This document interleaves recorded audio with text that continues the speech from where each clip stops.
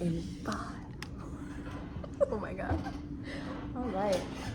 Hi, my name is Elyse. It's nice to finally meet you. I know from reading your intake information that you've been seeking services due to experiencing some issues with your home and family life. So what's going on? Tell me about that. Hi Elyse, it's so nice to have somebody to talk to about this. Yeah.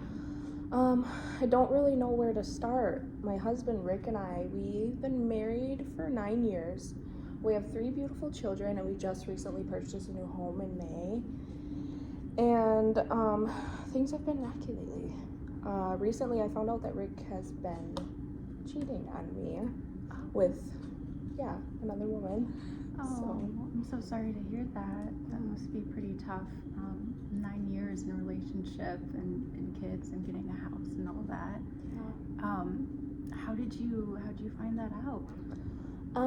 So I noticed recently that he's been acting kind of strange. He's been working longer hours, and he's been sleeping with his phone under his pillow, which has really been off-putting to me because we've never had an issue with like leaving our phones out. Like, he's always known my code, I know his, but he won't let that phone out of his sight. So I took it upon myself one day while he was in the shower to, check to see if there was anything in there, and I found pictures and messages from some lady named Patricia, and Oh wow, that had to be just devastating to come across, especially since you've had such an open relationship for so long and suddenly he became so closed off.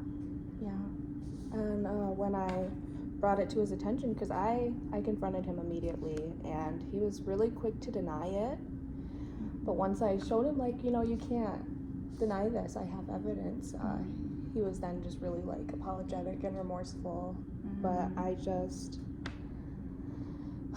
had our youngest son 8 months ago, and I'm still not really feeling myself, and this has just made me so much more insecure. I mean, I can only imagine, like, feeling like that bond with your new kid, trying to establish that, like having, you said it was your third child, right? Yeah. So having, 3 kids and trying to balance that out whilst on top of that moving, and now that's a lot. Yeah, it has been a lot. I don't know what to do. He's apologized profusely, saying it was a mistake and that it won't happen again and that he's ended things with her, but I just don't know how I'll be able to trust him moving forward, or even if it's like worth moving forward at this point. Yeah, I mean, that's hard, especially like, once that trust is broken, it's hard to reestablish that and move on from that. Yeah.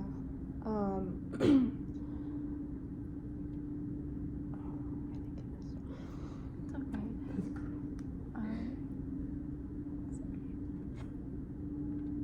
So is Rick doing anything to show you that he's moving on from this? Yeah, he's been working less and spending more time with me and the kids, which would have been nice months ago, but now it's just really, it feels forced, and there's still that tension, and the kids love it though. They love having their dad around more, but they have no idea what's going on. Okay, yeah. So, you said you had an 8-month-old son.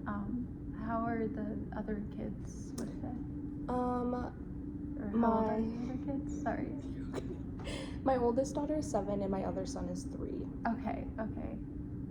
So they're pretty young, but they might pick up on some things. But I don't blame you for, wanting to keep them out of this.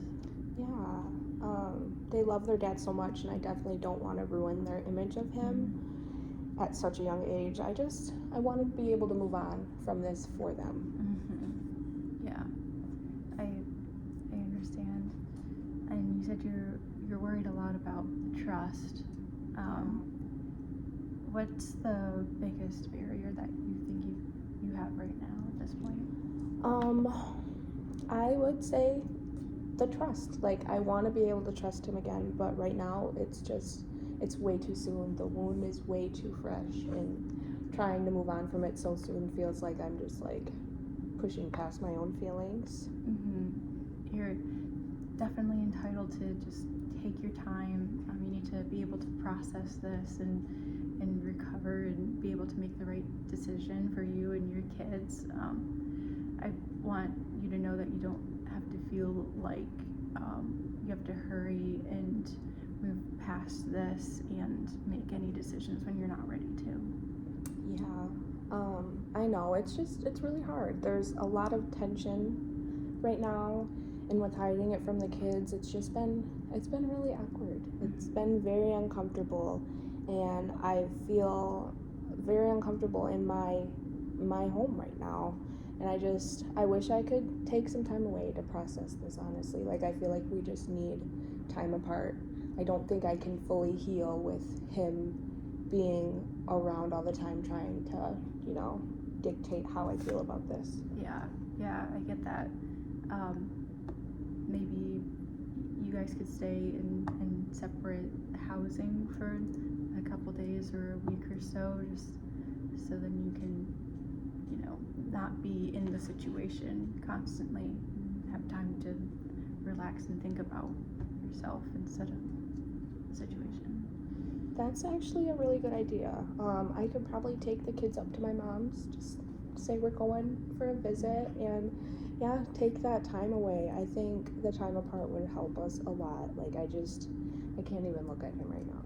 So yeah, I think that's a good idea, and it'll, I'm sure your mom would love the time with her grandkids, and give yourself some time to just clear your mind and process things. You can come back when you're ready. I'm sure Mark will understand if he's really committed to making things work. So yeah. I hope so. But yeah, I definitely think I will give that a try. I'm gonna call my mom up after I leave here and try to set something up. Thank you so much. Yeah, no problem. I hope that this helps. Thank you. All right, 7 minutes.